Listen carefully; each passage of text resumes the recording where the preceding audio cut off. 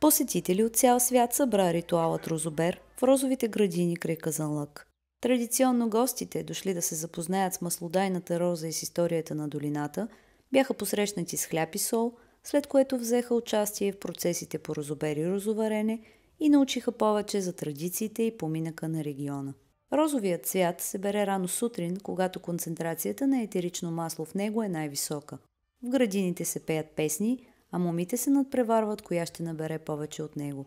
Още на полето се извива кръшно хоро, а непосредствено след розобера започва и процесът по розоварене.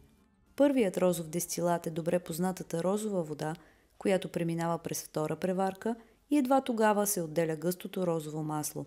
В зависимост от сорта, количеството необходимо за направата на 1 кг от прочутото течно злато варира от 3 до 7 тона розов цвят, което се равнява на 7 до 15 хиляди розови цветчета, а крайният продукт е изключително траен.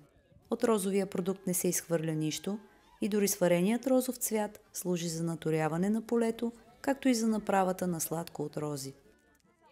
Ритуалите розобер и розоварене са неизменна част от празника на розата в Казанлък, който вече повече от 120 години популяризира традициите на региона.